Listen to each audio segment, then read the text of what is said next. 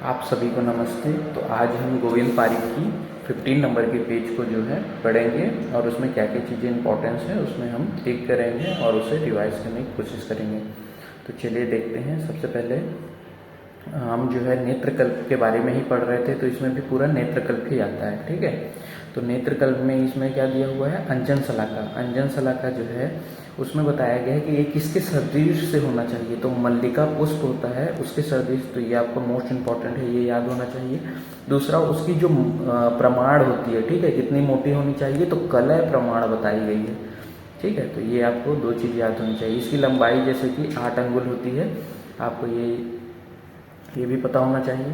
साथ में यहाँ पे जो है रोपणार्थ, जिससे के लिए लोहे की सलाका या लोह जो उसका मटेरियल होता है सलाका का, वो होना चाहिए लोहे का। लेकिन इसको यूज किसके लिए करेंगे, तो रोपण के लिए जो यूज करते हैं हम पित्तज रोगों में करते हैं। और पित्तज रोगों में भी कब करेंगे, तो पित्तज रोगों में भी संया काल में आप करेंगे। ठीक है, तो इसको लिख लेंगे। उसके बाद है लेखनार्थ, जिसमें कि ताम्र जो शलाका है उसका प्रयोग किया जाता है। और लेखन किसका किया जाता है, कफज का। और कफज का कब करेंगे, तो प्रातः काल में करेंगे। ठीक है, अगर प्रसादनार्थ की बात किया जाए तो इसमें स्वर्ण की शलाका ली जाती है, तो ये मोस्ट इम्पॉर्टेंट बन जाता है। और इसमें कब किसके लिए करेंगे, तो वातज के लिए और रात्रि काल में इसका प्रयोग किया जाता है। ठीक है, तो इसको लिख लेंगे। इसके बाद जो है यहाँ पे आप और भी चीज़ें ऐड कर सकते हैं। जैसे कि दो चीज़ें ऐड करनी है हमें। यहाँ पे आपको लिखना है शलाका दोष। ठीक है, शलाका दोष को यहाँ पे ऐड करेंगे। शलाका दोष कहने का क्या मतलब है, देखिए जो आचार्य सुश्रुत हैं उन्होंने शलाका दोष 6 बताए हैं, सिर्फ आपको याद होना चाहिए। और जो वाग्भट है उन्होंने शलाका दोष 8 बताए हैं, तो इसको आपको याद करके रखना है क्योंकि क्वेश्चन बन चुका है। ठीक है, इसके बाद आता है श्रेष्ठ काल। श्रेष्ठ काल की अगर बात करें तो तर्पण हेतु जब भी श्रेष्ठ काल की बात किया जाता है तो वो पूर्वाहन या अपराहन। ठीक है, लेकिन जब सेक और अश्वोत्तर की बात की जाती है तो उसमें 3 काल आते हैं, पूर्वाहन, मध्याह्न और शय्याकाल। ठीक है, और सिरोबस्ती में सिर्फ शय्याकाल ही होता है। ठीक है, इसके बाद जो है शुद्ध शुक्र के लक्षण बताए गए हैं। शुद्ध शुक्र के लक्षण का क्या अर्थ है, तो देखिए इनमें जो श्लोक आते हैं उनके भी अंदर के कुछ चीज़ें कॉमन होती हैं जो कि सभी आचार्य मानते हैं। उसी चीज़ को यहाँ पे लिखा गया है कि स्फटिक आवम, जो कि चरक, सुश्रुत और सारंगधर तीनों ने ही माना है। ठीक है, दूसरा है मधुगंधी, इसको भी चरक, सुश्रुत और सारंगधर ने तो माना ही है, साथ में वाग्भट ने भी माना है। और वाग्भट ने एक स्पेसिफिक क्या माना है, तैलवर्णी। ठीक है, यहाँ पे आप एक और चीज़ ऐड करेंगे। यहाँ पे ऐड क्या करना है आपको, शुक्ल वर्ण। ठीक है, तैल वर्ण के साथ एक शुक्ल वर्ण भी याद करेंगे। शुक्ल वर्ण, इसको किसने माना है, तो इसको चरक ने और वाग्भट्ट जी ने। ठीक है, इन दोनों ने माना है। ठीक है, इसके बाद आगे जब हम चलते हैं तो आगे देखिए यहाँ पे आता है आपका शुद्ध आर्तव के लक्षण। ठीक है, तो शुद्ध आर्तव के कौन कौन से लक्षण आ जाते हैं, तो जो चरक हैं उन्होंने गुंजाफल, सवर्ण, पद्म, अलक्तम, सनिभम, ये जो श्लोक कहा है ये आपको मिल जाएगा चरक चिकित्सा 30/223 में आपको ये मिल जाएगा। ठीक है, दूसरा है सुश्रुत ने जो बोला है सशंकम, प्रतिमम, यत्तुद, यद, लाक्षा, रस, उपमम, ऐसे करके जो बताया गया है ये आपको मिल जाएगा। कहाँ पे मिलेगा, तो ये सुश्रुत शारीर स्थान 2/27 में आपको ये मिल जाएगा। ठीक है, तो इसको आप देख लेंगे। और इसकी जो है कम से कम यहाँ पे आपको जितना इसमें दिया हुआ है उतना तो याद करना ही है, साथ में अगर आप श्लोक देखते हैं तो और अच्छा है। ठीक है, उसके बाद जो आता है हमारा नेक्स्ट है वो है मानस प्रकृतियाँ। अगर मानस प्रकृति की बात की जाए तो यहाँ पे सात्विक, राजस और तामस। देखिए सात्विक का मतलब होता है उत्तम, ठीक है, राजस का मतलब होता है मध्यम और तामस का मतलब हीन माना जाता है। ठीक है, तो इसमें आप देखेंगे कि जो चरक और जो सुश्रुत हैं उन्होंने 16 टोटल प्राकृतियाँ मानी, लेकिन जो काश्यप हैं उन्होंने 18 मानी है। ठीक है, तो तीनों ने ही तामस तो सेम माना है। ठीक है, और राजस जो है चरक और सुश्रुत ने सेम माना है, लेकिन इन्होंने एक बढ़ा दिया और इन्होंने जो सात्विक है या उत्तम है उसमें भी एक बढ़ा दिया काश्यप में। तो आपको याद रखना है कि जो काश्यप है ये +1 ऐड करके चल रहे हैं। ठीक, दोनों में, सात्विक और राजस में। ठीक है, तो याद करना है कि ये दोनों में 16 माने हैं और इन्होंने 18, क्योंकि 18 माने हैं तो इसलिए स्पेसिफिक हो जाता है।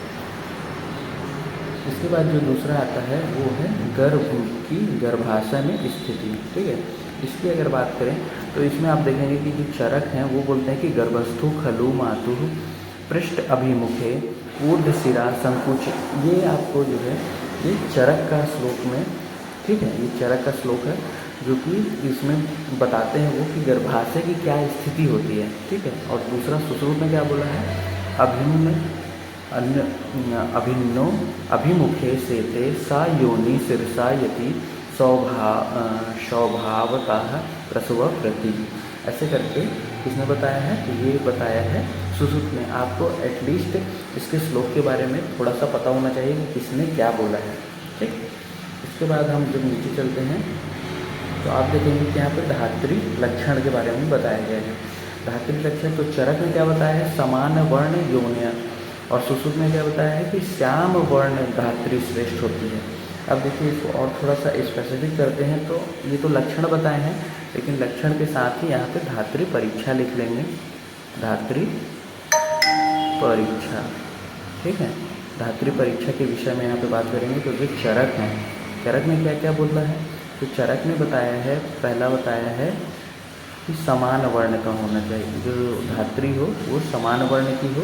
इसके समान बालक सम, ठीक है, बालक सम वर्ण।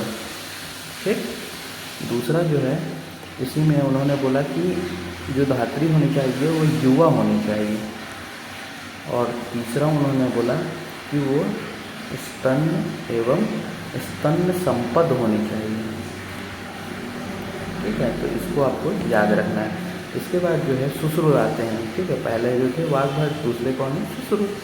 तो सुश्रुत क्या बोलते हैं, सुश्रुत बोलते हैं कि श्याम धात्री होनी चाहिए, जैसा कि इसमें दिया हुआ है कि श्याम धात्री हो। दूसरा मध्यम वय की हो। ठीक है, उन्होंने वय का विस्तार कर दिया। उसके बाद तीसरे आते हैं वाग्भट। हमारे वाग्भट बोलते हैं कि 2 धात्री होनी चाहिए, और जो काश्यप है उन्होंने तो 3 धात्री बोल दिया है। ठीक है, तो इसलिए स्पेसिफिक हो जाता है कि 3 धात्री किसने बोली है, तो वो है काश्यप। ठीक है, तो इसको आपको याद करके रखना है। इसके बाद है नवजात शिशु परिचर्या में प्रथम जो है उपक्रम कौन कौन से होते हैं, तो ये बहुत ही स्पेसिफिक है और आता ही आता है। ठीक है, क्योंकि हर बार तो नहीं, लेकिन हर 2-3 साल में एक बार इसका क्वेश्चन बनता है किसी न किसी एग्ज़ाम में। तो आप देखेंगे कि यहाँ पे बताया गया है कि चरक जो है उसमें प्राण प्रत्यागमन माना, लेकिन जो सुश्रुत और वाग्भट है इन दोनों सेम माना, उल्वा परिमार्जन और उल्वा परिवार्जन। तो आपको चरक का एटलीस्ट याद अच्छे से होना चाहिए कि प्राण प्रत्यागमन, बाकी दोनों का तो सेम है, उल्वा परिमार्जन। ठीक, उसके बाद आचार्य जो है आहार के संबंध में बोलते हैं कि मात्रा पुनर्अग्नि बल पेक्षणी, मतलब मात्रा अनुसार जो आहार लिया जाता है उसमें क्या होता है, अग्नि बल उसके अनुसार बढ़ती है। ऐसा करके आचार्य जो है चरक सूत्र स्थान 5 में बताते हैं। और जो अष्टांग संग्रह है, ठीक है, उन्होंने भी बताया है 11/4 में कि पुनर्अग्नि जो अग्नि बल है वो आहार से ही बढ़ती है, द्रव्य अपेक्षणी, मतलब कि जितना मात्रा में आहार लिया जाएगा, मतलब जितने मात्रा अनुसार ही आहार लेना चाहिए उससे ही अग्निबल बढ़ता है। अगर आप ज़्यादा आहार ले लेते हैं तो अग्निबल घटती है, कम आहार लेते हैं तो भी अग्निबल घटता है। ठीक है, तो मात्रा अनुसार ही आहार लेने को कहा गया है।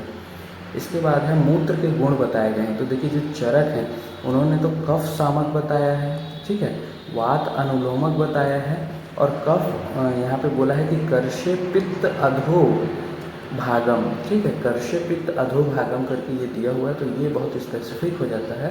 और ये पूछा भी गया है कि कर्षे पित्त अधो भागम किसने बोला है। ठीक है, इसको आपको याद करके रखते हैं। जो वाग्भट है उन्होंने डायरेक्ट बोल दिया कि जो पित्त है उसका वर्धक करेगा, और जो सुश्रुत है उन्होंने तो बोल दिया कि कफ और वात का वातग्न है। ठीक है, ये दोनों को कम करने का। ठीक है, तो ये गुण बताए हैं उन दोनों ने, इन सभी ने। ठीक है, तो इस प्रकार हमारा पेज नंबर 15 कंप्लीट होता है। थैंक यू, मिलते हैं नेक्स्ट वीडियो में।